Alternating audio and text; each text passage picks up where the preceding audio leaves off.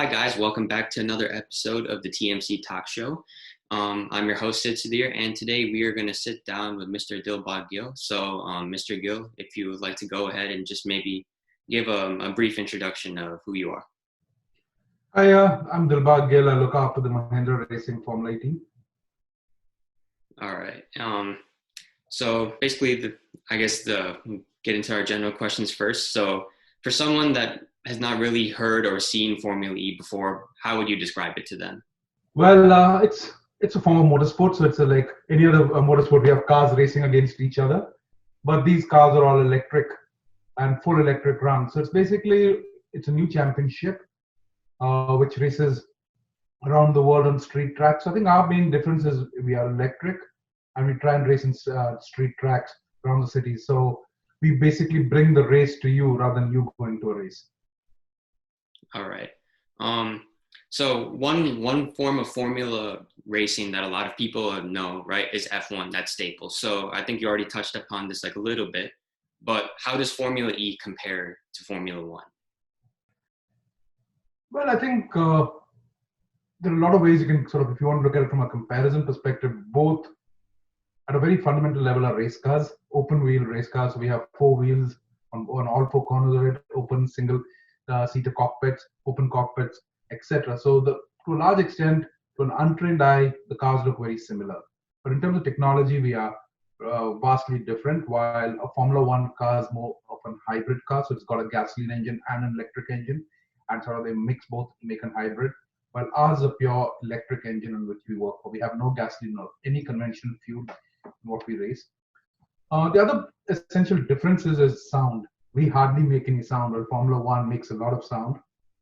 So, and Formula One cars are much faster also.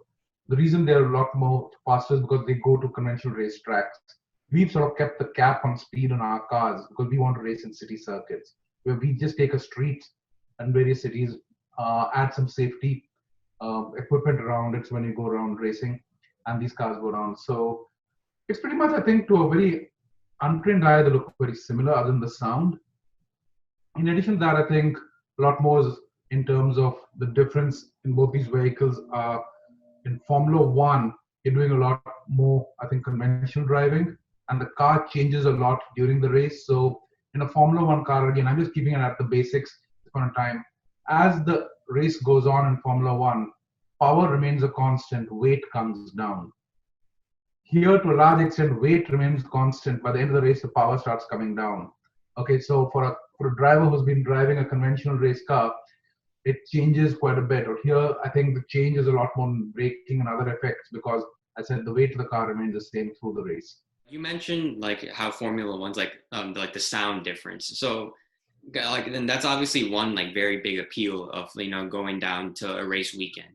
So when you kind of look at the basic level of comparison between the two sports, are there some things that you like better about Formula E versus compared to Formula One or vice versa? Well, I think I like motorsport in any form. So as long as it's a good race, it's a good race, right? It could be a race in Formula One, Formula E, etc. I think the fundamental difference which I'm enjoying in Formula E, because I've been there and that's my sort of a daytime job, is that you can have a conversation and it's opened up motorsport to a much larger demographic. Formula One has been traditionally and is largely a male-dominated sport in terms of viewership. Formula E, when I go trackside, I think it's only 52% males, well, compared to 86% in Formula One. So you have a lot more women and children coming in.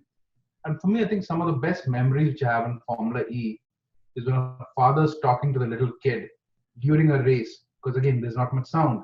He's actually talking to the kid and explaining stuff during a race without the kid having huge headset there to block his ears or protect his ears. So I think that's for me fundamentally which makes a big difference. At the end of the day, yes, I think both forms of motorsport, and it's quite encouraging to see what's happening in Formula One and how it's been growing in terms of their technologies, etc. But Formula E, I think for me, being a participant, I'm a bit partisan, and I think it's too much of an edge of the seat because any of us can win on a particular weekend, so we really have to go out and do our best in Formula E. So you would say overall then it's somewhat of a more accessible motorsport when compared to Formula One? I would say so, yes, because I think fundamentally two things. One is we bring the race, as I mentioned to you. We come to a city center, so it's easier. Our event is a one-day event rather than a three-day event like Formula E, where it starts on Formula One Friday, Saturday, Sunday. We do most of the stuff on a Saturday. Mm-hmm. And the way we sort of, for me, the best comparison I can give is it's like for a family, what it costs to go for a ball game like at Wrigley Field or something like that. You can go watch a Formula E race. So it isn't too difficult even on the wallet. Interesting.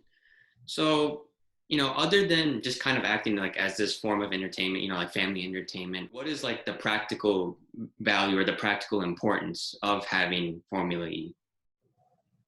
So from our side, the strategic reason for us to be in Formula E is essentially two pillars. One is brand building.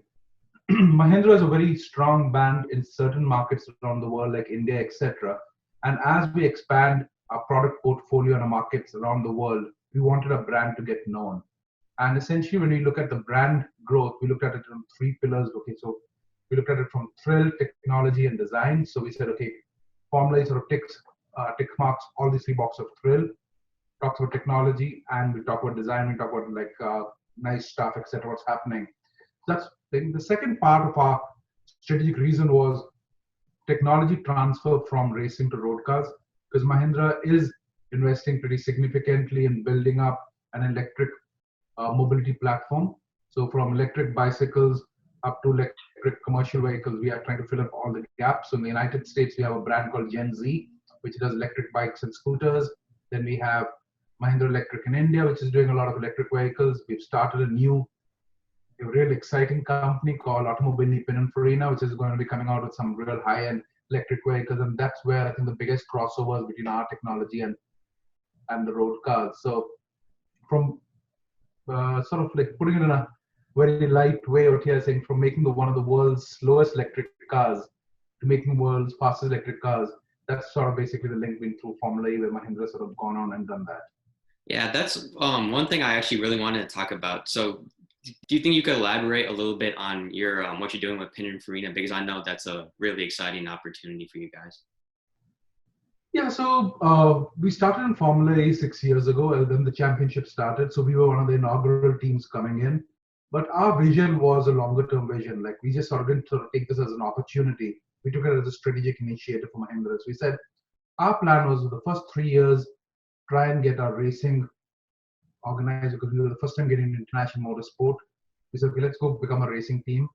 Then we essentially looked at how do we encompass this racing team to bring out a halo product for the organization. So that's when we went and acquired a design studio in Italy called Pininfarina, which is an iconic design studio, and which, as you know, has designed most of the Ferraris till a couple of years ago. I see a small Ferrari pennant behind your head on the top right, so I recognize that. Thereafter, we sort of learn how we sort of go ahead with the traditional Indian mentality of an arranged marriage. So now we have a design studio and we have a technology house, which is Formula E. So let's go put these two together. And that's where Automobili Pininfarina came. So we said, okay, the exterior design, all of the aesthetics will come from Pininfarina, while the powertrain and the running gear comes from Mahindra Racing. So that's essentially how sort of this thing came together. We launched Automobili Pininfarina in April of 2018 in Italy at the Formula E race in Rome. A year later, we had the car on display, the Battista, which is a hypercar of 1,900 horsepower, 0 to 100 in less than 2 seconds. So the company moved really quickly from a time we announced that, okay, we are setting out this company to have a car out there in 12 months' time as a record, which is the thing. And this year, end of this year, we're starting to deliver those cars to customers. So literally in 30 months from just having a logo to having the world's fastest electric car on the road in 30 months is a pretty significant achievement. And that's with a small bunch of guys who sort of got together in the last couple of years, but backed by a large company called Mahindra.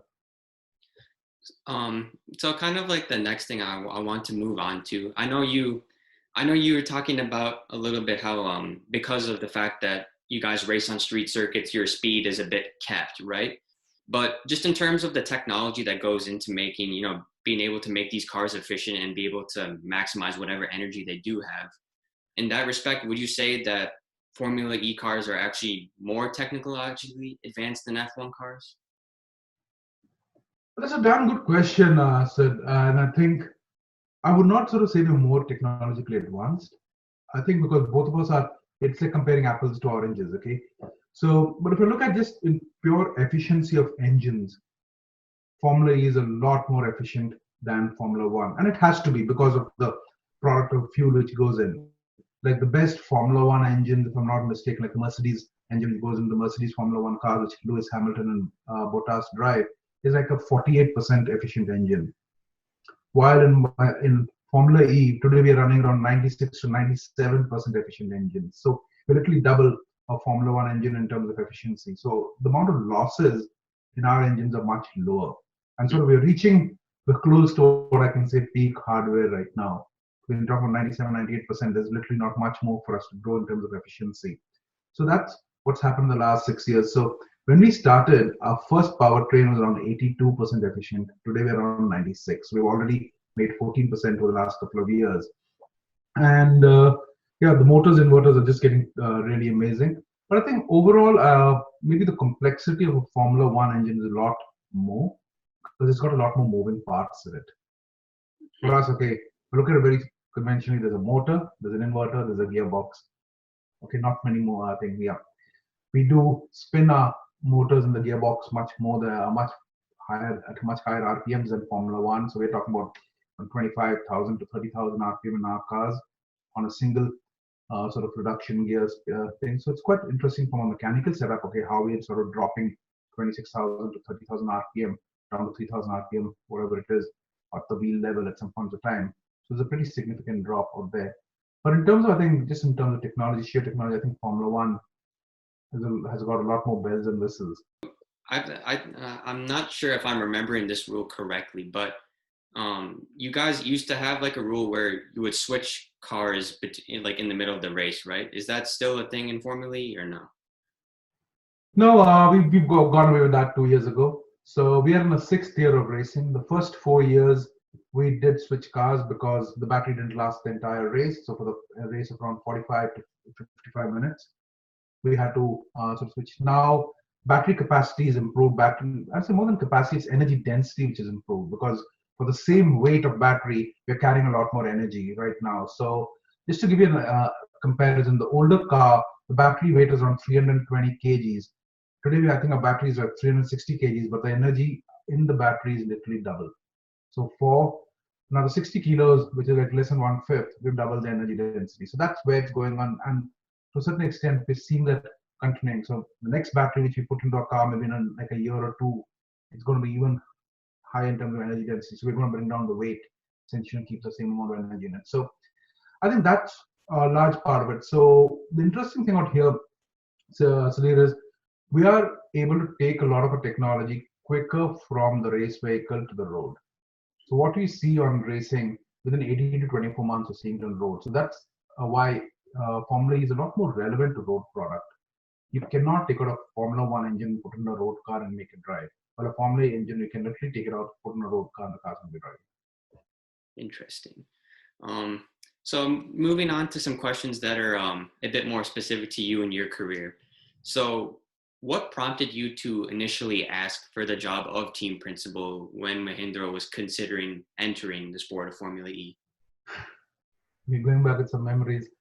I've always liked startups. I've always liked doing companies at an early stage.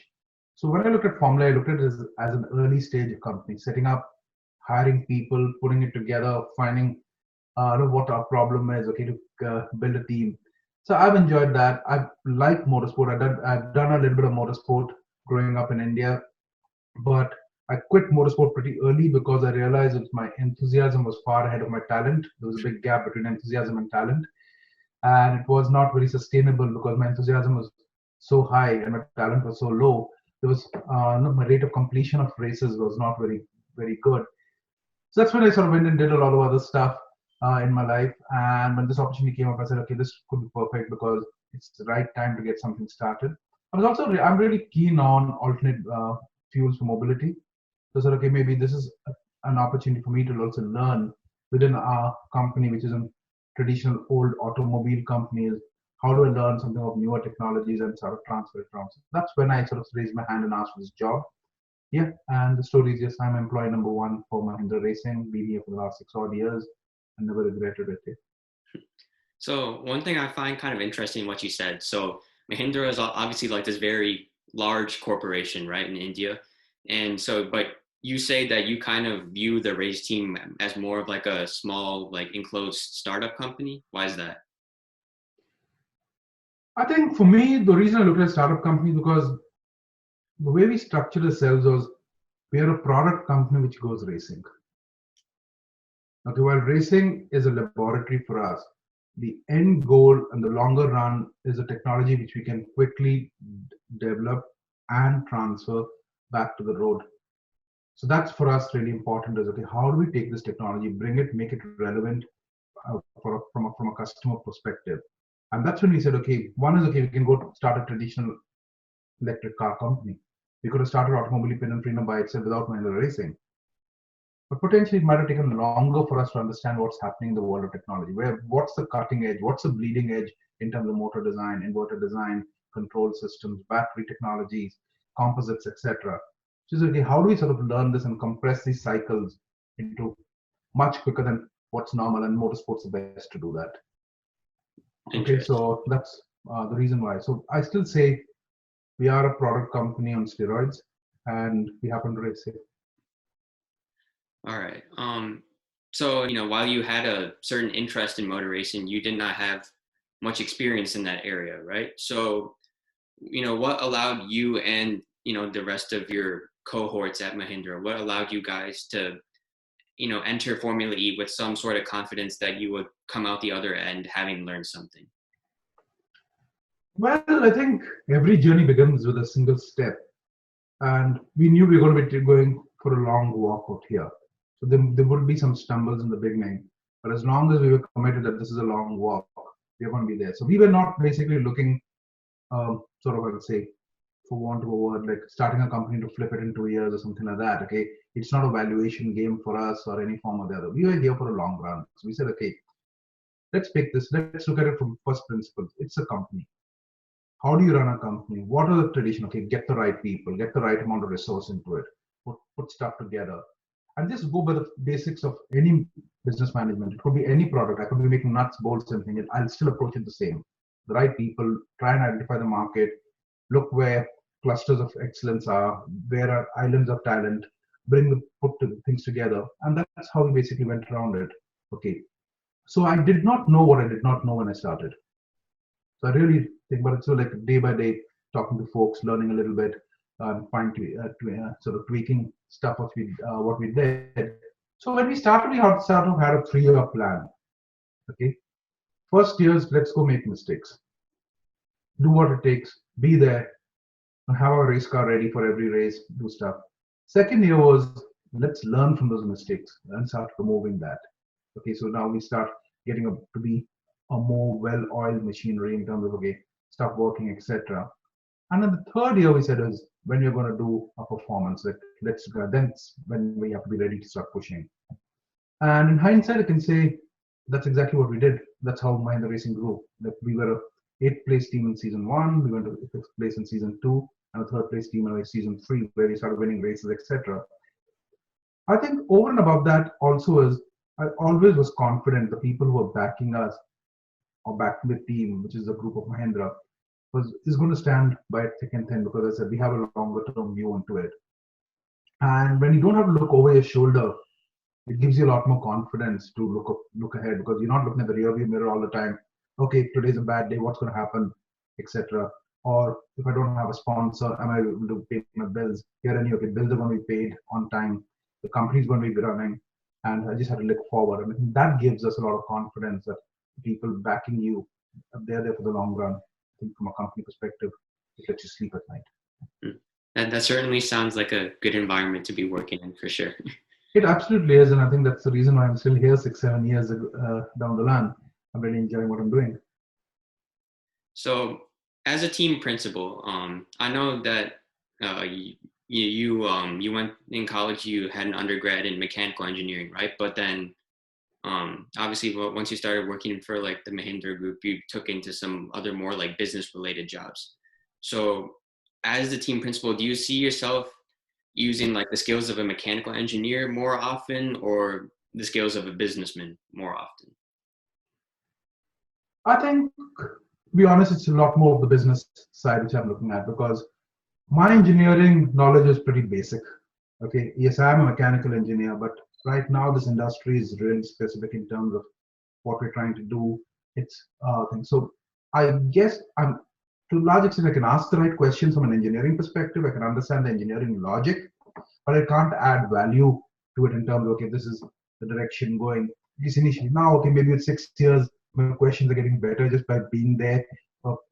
So the way I look at my job is, I look at my job, if I look, just to define my own role, I look at it with one word, which I call as resources. Then I divide the word resources into 3 bits. Human resources, trying to find the right people for the team. Then financial resources, get the right budgets so that we are competitive and we have it. And third is technical resources, find the right partners. So that's where essentially where I focus on, is trying to find the right partners, because we are a small team. We're a new team to motorsport. Okay, we are fighting with teams which have been there for 50, 60 years. We don't have equipment. We don't have capital investments in terms of large centers with dynos and wind tunnels and a lot of that. So we're looking for partners who can help us. So that's why we have Shell, we have ZF, and like other leading brands to help us. So that's one area, the right amount of money and the right people. So that's essentially, I think, where my job comes in, as resources.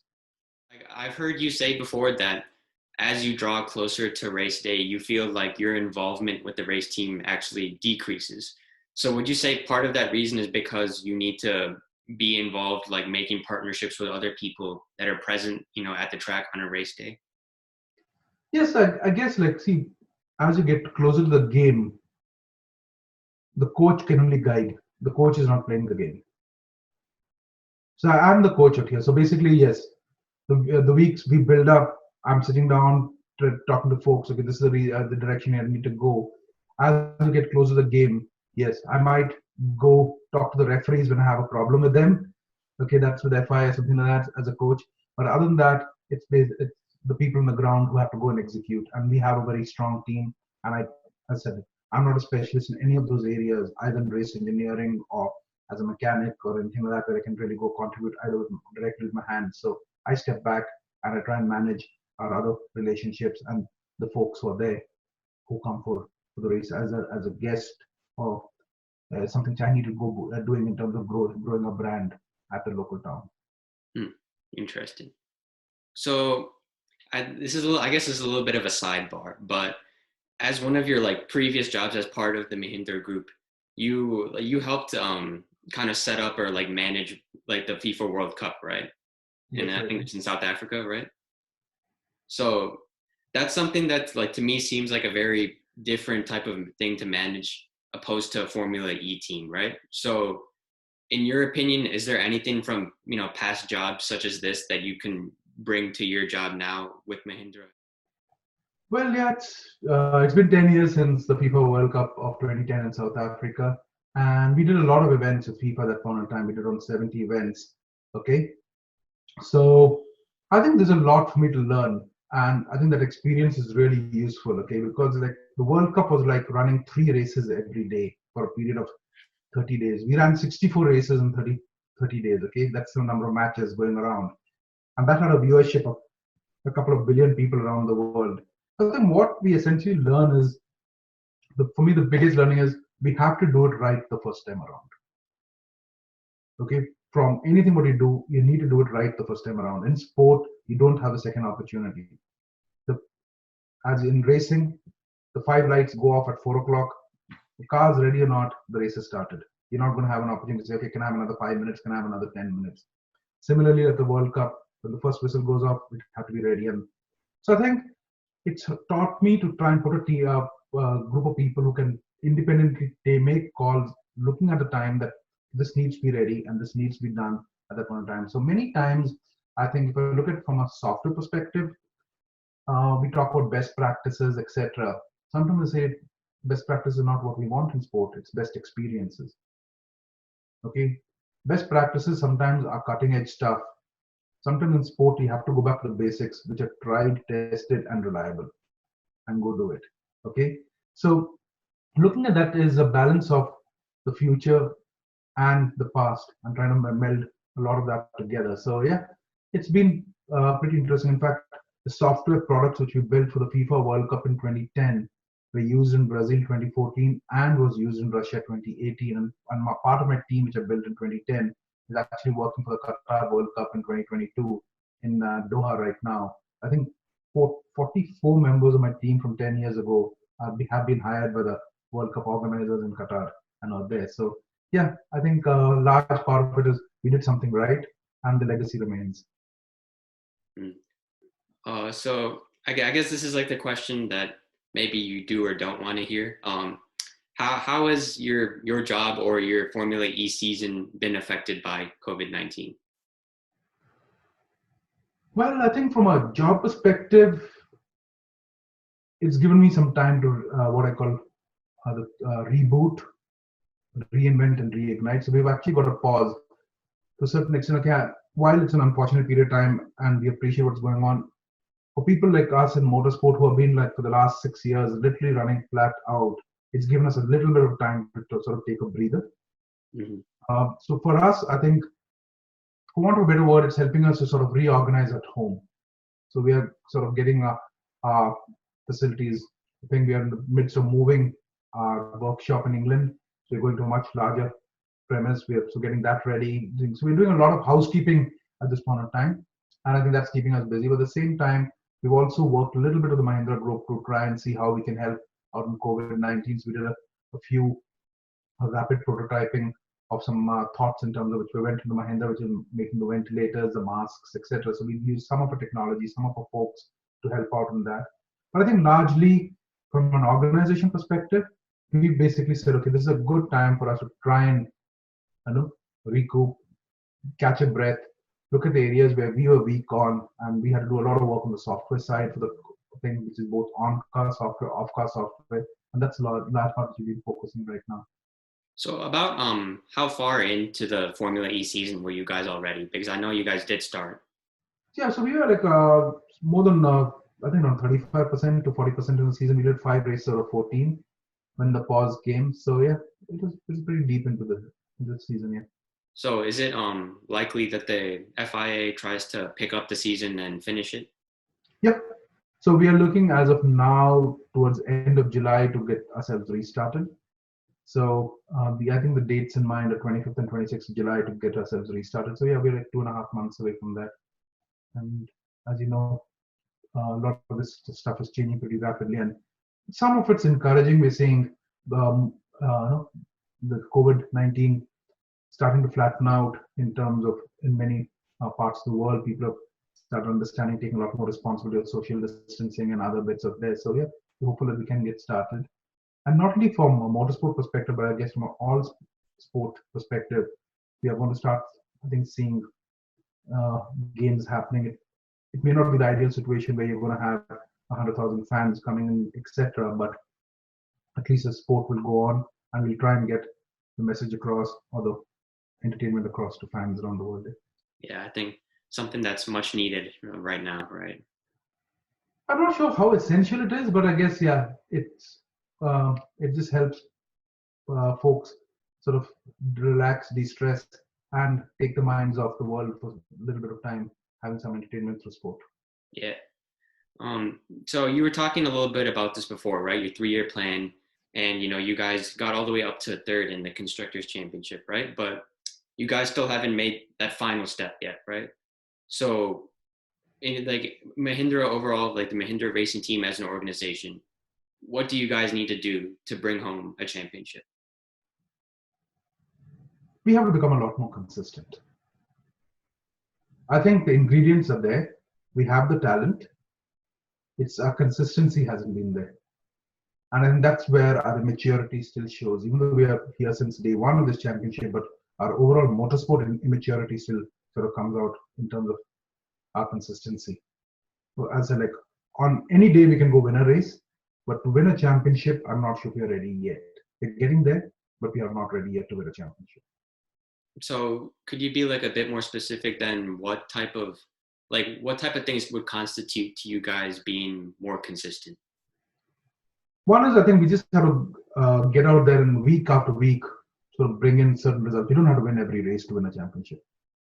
We have to be in the top 5, top 6, but have to be there week after week. Okay, so how do we do that?